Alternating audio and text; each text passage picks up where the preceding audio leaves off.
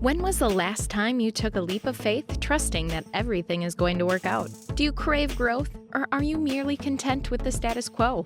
If you want more out of your life, out of your career, and out of your relationships, you are in the right place. Take the leap and discover how to create a life by design rather than living it by default. Real success starts with you. Now here's your host, Colleen Biggs. Hello, everyone, and welcome back to another episode of Take the Leap.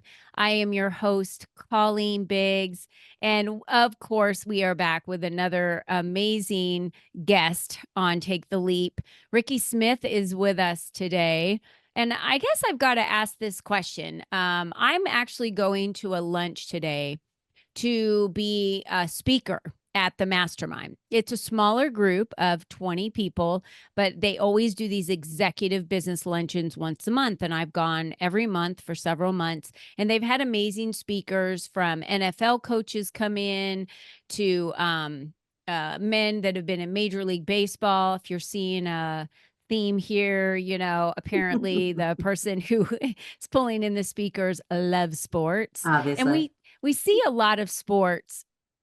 We see a lot of sports professionals come forward and become keynote speakers, motivational speakers after they have been in that industry because they have motivated their players. And that has really been their MO, as a coach. And so as a motivational speaker, it's wonderful for them to get out there and teach a lot of the same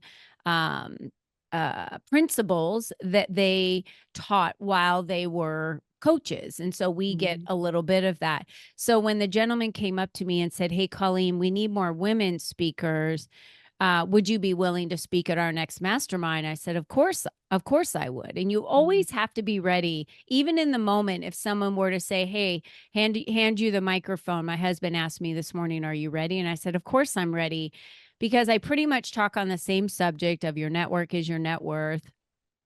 I talk about building social capital through building your network and why that's so important. Rikki and I were just talking about this when we got here to start recording the podcast today.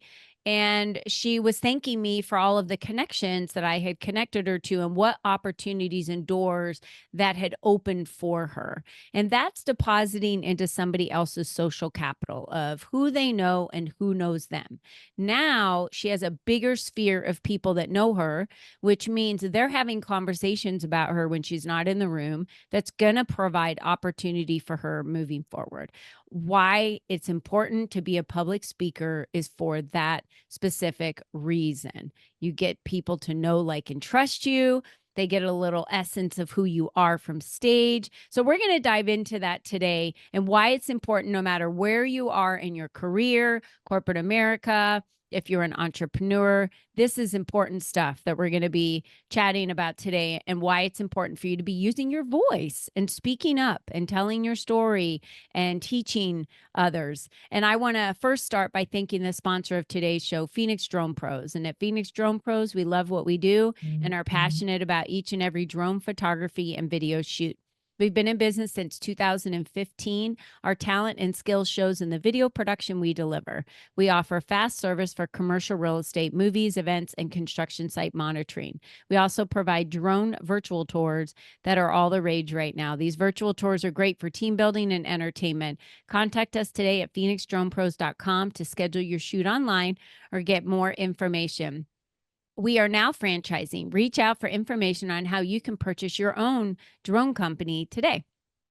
Thank you, Phoenix Drone Pros, for being the sponsor of today's show. All right, let me get back to the amazing Rikki Smith. She was raised in a military family, moving around the country, and the world was part of her life. Meeting people, making friends, and experiencing different cultures gave her a love of adventure and travel. And as a veteran, she saw the need for training and a gap in the ability to speak in public for soldiers moving in to the civilian workforce. And Stratus Training and Consulting was born.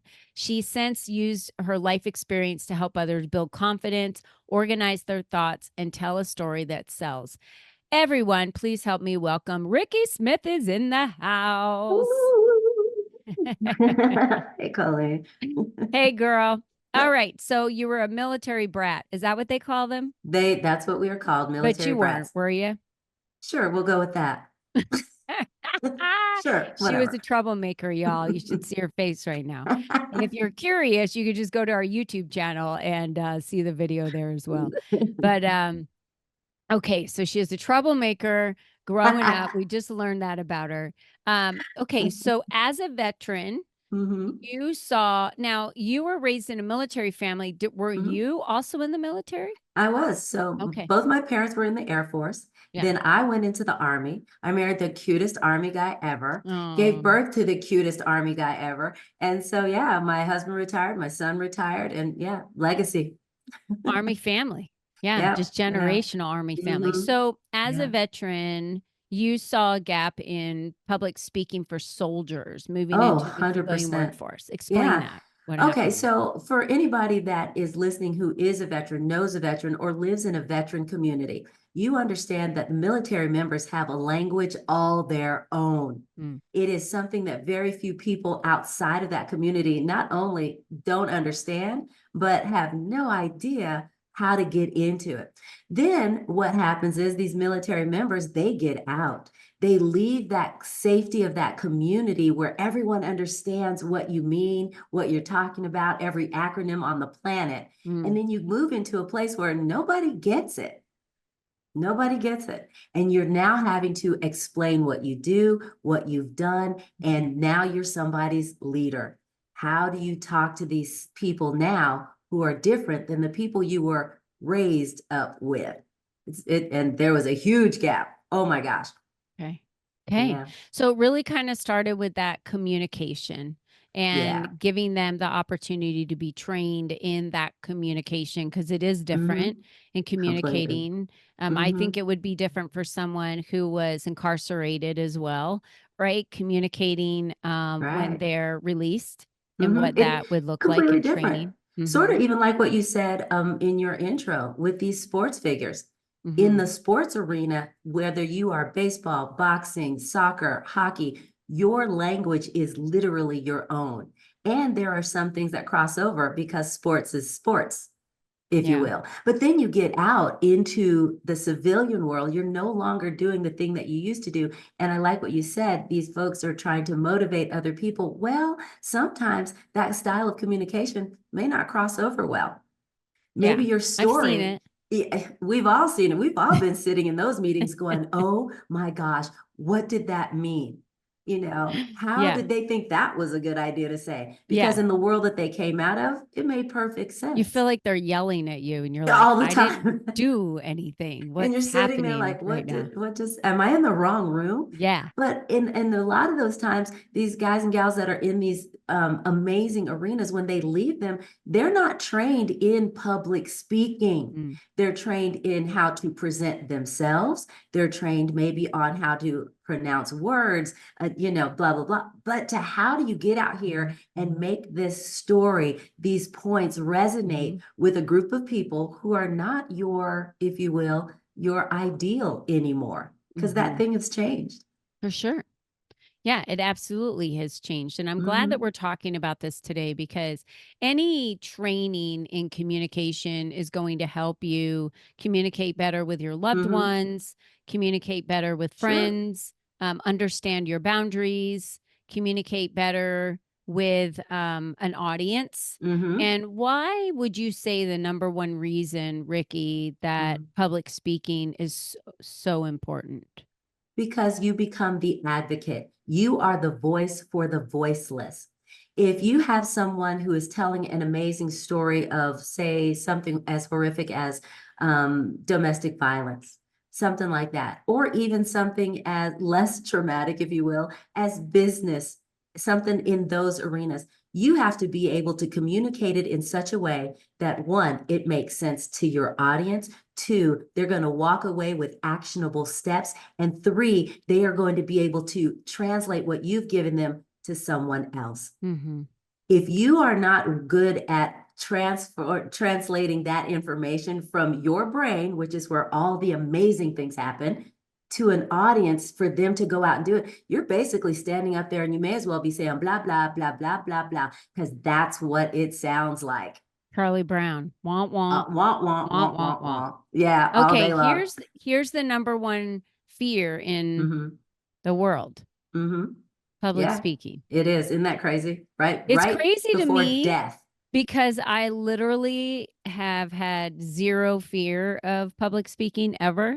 I do think I went through a time where maybe I had a lower self-confidence or self-esteem where I felt like I needed to have something written out Sure. compared to where I've gotten today, you know, with the Yeah. confidence. But so if the number one fear, there's literally public speaking classes in college Yeah. to help people get over this fear. And they say like, Sure. picture everyone naked. Like Don't that do is it. scary to me.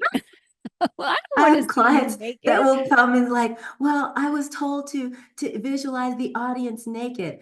So I tell everybody, do you really want to see that? That's what you want in your head? You want to see your coworkers, your boss, you want to see your No. friend's mom naked? And if No. you do, shame on you. That's a whole nother episode. But anyway. That'll be a different episode that Rikki That'll be a can whole nother talk about. episode. But you're right. Nobody wants to see anybody naked. So everybody, please keep your clothes on. If you don't mind. Yeah. Yeah. And by the way, our minds can only picture what we can imagine. So you couldn't possibly imagine what anyone would look like naked anyway, right? So Because that means you make it up. Yep, you're only What taking the- visual clips of things that you've seen in the Yeah, past to try and yeah. make it clear into the present. So we know that doesn't work. But it is the number one fear. It So is. It's crazy. I'm assuming people will come to you to hire you because it's a fear and they clam up. Yeah. And And then they they have clam up no for idea what to so say. many reasons though. And so when my clients come to me and they're like, I'm scared to speak in public, I'm scared to speak in front of people. We have to literally dig a little deeper and go back because that is just the symptom of a bigger problem. I'm scared to speak in public. Okay, why are you scared? Well, I might forget what I will say. Okay, who told you that you would forget what you'd say? The more questions that I ask, especially in a discovery session, for some reason, there's always tears involved because they go back far enough to find out where someone told them that they weren't good enough.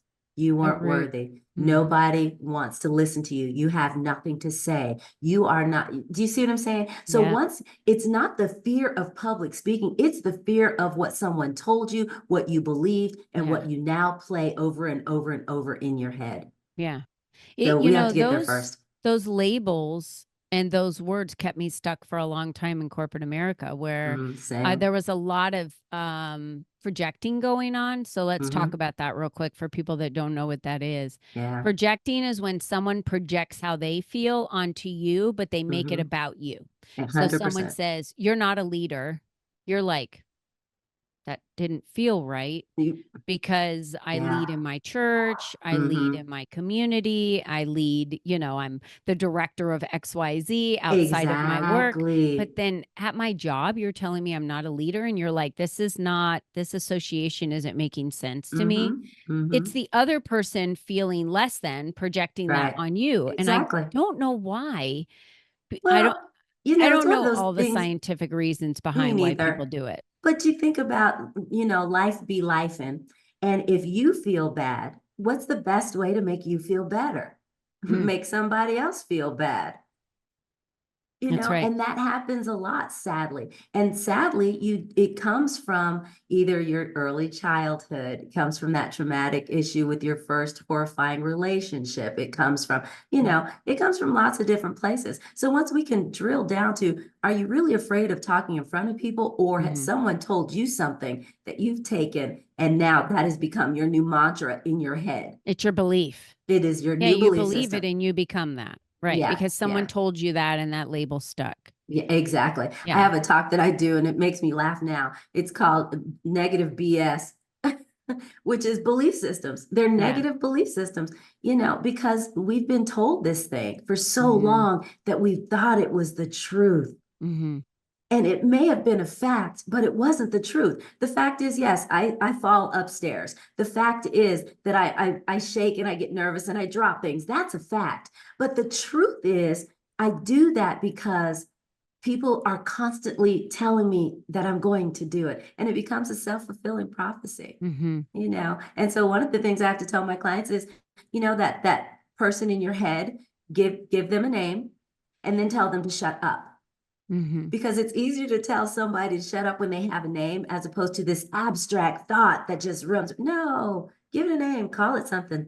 You know, mine's name is Kwee. It's a whole thing. But Kwee has to sit down sometimes because she tells me things from back then. You're too, this is another thing, the terrible twos. You're too old, you're too short, you're too poor, you're too rich, you're too this, you're too that, you're too whatever. There's that. And then comes the other negative BS. You're not worthy. You're not smart. You have nothing to say. No one, you know, and then you take that stuff on stage with you. You're going to be scared to death. Of course, because you feel immediately the second you get on stage, there's this spotlight on you. Everyone's looking at you and everybody's judging you.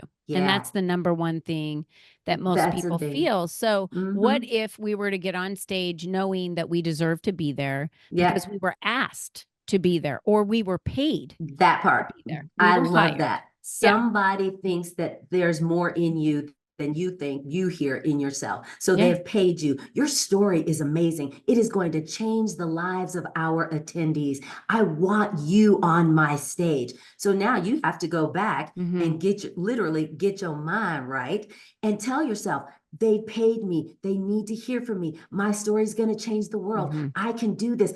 No one can tell the story like I can tell it. And you have to change the narrative. Stop telling yourself what you can do. Stop telling yourself you're super nervous. Tell yourself, not only can I do this, I'm totally going to kill the game. And no, I'm not nervous. I am excited to do this. You know, you gotta change the narrative, but you have to get good folks around you to tell you that yes, you can. Because when you've told yourself that you can't for so many years, it's harder sometimes to say I can. And breaking through that lack of confidence barrier can be a really hard job. But man, get folks in your life. You have an amazing story. Your story matters. Your story is going to change the life of somebody. Like for me, growing up as a military kid, I was always new. I was the newest kid in every classroom. Keep in mind, we were a military family. Somebody was going to be new next week, but I was new this week. So I was really shy and very nervous all the time because I was new. And as I got older, it was in high school that I realized that you can live past a public speaking event. I don't know if your audiences or even you, Colleen, remember. Do you remember public speaking in high school? The class, and you had the one assignment. You had to stand up in front of your class to give whatever presentation. I was going to die physically, not metaphorically. I was physically going to die because the thought of standing in front of people, and I'm new again. But when I realized that I could do this and I didn't die, I'm like, oh, you can live past this? I might be onto something here, you know? I've always embraced it. I really have. And I don't know if that's a surety in myself or maybe it was more of a boundary, like the boundaries, and it doesn't matter what I'm judged for, what other people think about me, because that doesn't affect how I think about myself. And I don't know how I learned that at a young age, but I've always felt very comfortable on a stage. But I'll tell you this, even if you feel comfortable on a stage, you need to be trained. Yeah, 100%. You still need to be trained. 100%. I've had so many speakers say, I channel through what needs to be said in the moment when I walk on the stage, and that's what I feel to say. Now, I don't know if your audience can hear the collective eye roll because my eyes are absolutely rolling. So I'm just going to follow it up by this. If that's working for them, great. But I will tell you, they probably have a lower enrollment or people, you know, connecting with them. I'm not sure. What I do know is there are so many times that I'm driving to the event that I'm going to be on stage or the night before or the morning of that I feel this very strong pull that I need to mention a story or say something during the time that I speak. I do think those are two very different things. 100%. For me. Because when I feel that way, I feel like spirit is telling me someone in that room needs to hear this, and I need to make 100%. sure you don't skip over that part. Yeah. And so I But just you make can it do that. Yeah. You can do that if you have prepared your talk. Correct. Your talk is already prepared. Yep. And now you're, like you said, you're hearing that the spirit is saying, I need something else needs to change. Well, your basic talk is not going to be different. Your No. story is may The change. stories are interchangeable. That's are interchangeable Yeah. because the points are going to always be the same. That's One right. of the things that I hear that kind of makes my heart hurt is when people say, I just want to get there and speak from my heart. Don't do that. Don't do It's that. exactly what I was saying. Yeah, where it's like it just Don't do it. downloads. And I'll tell you why, because a lot of times they wind up healing on stage, or That. they kind of go off and they don't have a circle to bring them back around to the beginning. You're trying to follow them, and then they talked about one thing and they never came back to it, and you're still hooked on. I do that in books too. When someone says, we'll get to that in further chapters. In chapter 4, waiting for the further chapters, down the road for us to get to it. And if someone doesn't ever circle back around on that, which is maybe the one thing I wanted to learn out of the book, right? Super pissed off. See, you're better than me. I will skip to chapter 4 because I need to see this now. That's just my mentality. But when you're dealing with public speakers, you're on stage. And like what you said, you don't need to heal on stage. If you're going to be telling these amazing stories that are going to change the lives, it needs to have changed yours first. Right. Speak from a place of healed, not healing. Mhm. Because you don't want to get up on stage and start emoting, you're crying, you're doing all the things. Because believe it or not, your audience is rooting for you. Yeah. They want you to do well. They're there to get something from you. And if they feel like they have to be your counselor or they're as afraid for you as you are, they're not getting anything out of it. They're going to leave feeling more stressed than when they came in. Yeah. And then too, you have to determine what kind of speaker you are, because there are different kinds of speakers. You have the educational speakers, they're data. You have the entertainment speakers, they are hilarious and fun, great for after dinner, perfect. Then you have your motivational speakers, lots of fun, lots of energy, not a whole lot of taking with you. But then you have your transformative speakers. They are fun, they can be entertaining, but they're giving you something to change your life. But if you don't know what sort of speaker you are, you'll just, like you said, start talking. Are you a storyteller? If you are, how are you telling your story? If your story ends with, so what had happened was, and ends with, oh yeah, and then you've lost it, because you've taken people on this roller coaster and you never stopped the ride. There's so much involved in the training to be a great. People think that if you can speak, you are a speaker. Not really. I can sing, but I'm not a singer. Right. And there are singers who are not singers on Broadway, because apparently Broadway singing is the Olympics of singing. So there's that difference. There's more to it than just being able to talk. So I see a book, Own Your Stage. Tell us about this book, Own Your Stage. Why did you write it? The reason I wrote it is because as a coach, as a public speaking trainer, I get a lot of questions, a lot of the same questions over and over and over. So I started to write down these tips and tricks in this book. So the book is a short book. It's an easy read. It's called Tips and Myths About Public Speaking. Because like you said, one of the myths is, see everybody naked. Don't do that. Another tip is, what should you eat before you go on stage? We put that in the book. What is a good story? What kind of speaker am I? What should I talk about? Should I charge for speaking? What should I wear? These are questions. And so we put these in the book, and somebody could pick this book up, find the tip that they're looking for, and they can expand on that. It's also an easy way for people to see how I train, what I talk about, and how it can possibly relate to what you want to be or do. Yeah, I love that. And where can we find this book? Because I'm looking at the links that we have right now, and I want to make sure we've got that link for everyone to click on. Is it on your website? Is it on Amazon? Yes, it's on my website, stratustrains.com, and it's on Amazon. Just look up Rikki Smith and you'll see 2 books on there, but the Own Your Stage is the latest. Own Your Stage is the latest. Okay, great. And how do they find you? What is the best way for them to connect with you? How do you prefer? Yeah, I like that prefer, because if anybody's doing business, we're all on social media. So if you look up Rikki Smith, Rikki Smith, you will find me. But you can find me on LinkedIn, Facebook, Instagram. You can also just go directly to my website at stratustrains.com. And everything about me is on there, to include our YouTube channel and everything else. That's exciting. It's Thank you, fun. Rikki, for sharing that. And I just want to make a note to everyone today how important it is that we get trained if you are going to be on a stage. I've been on stages for decades and got trained just 5 years ago, actually.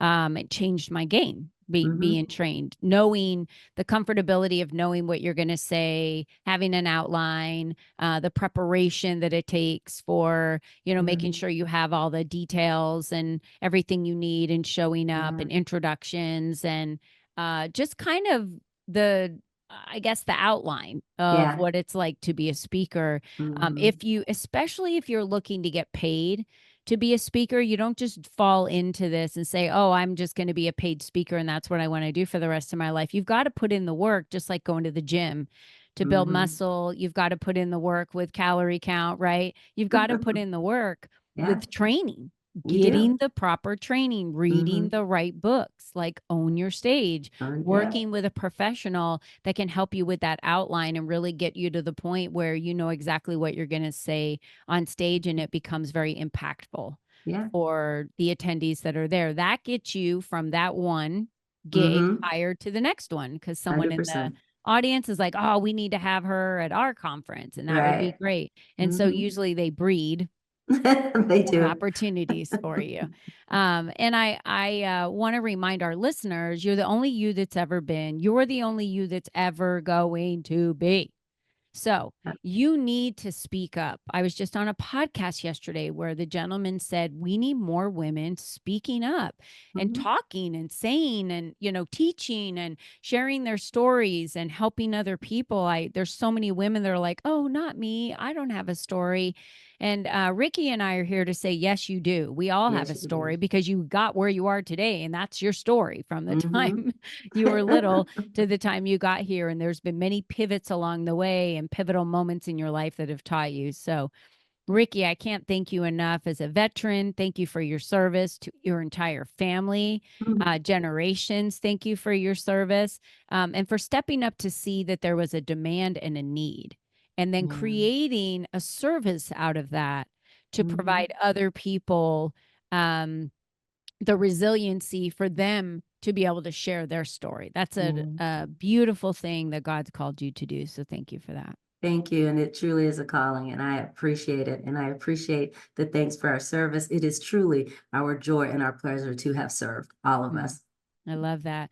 All right, listeners, thank you so much for joining us and staying loyal with the Take the Leap podcast. I'm excited to move on to episode 195 next week. And to all of you, are you a public speaker? And if you aren't, why not? I want you to think about that today, and really ask yourself, why am I not? And is it just lack of training? Rikki Smith is here. So we've got all kinds of ability for you to read books, to be able to hire trainers to help you through this process. So thank you so much, Rikki. And until next week, to all of you, be you and be strong. Bye-bye for now.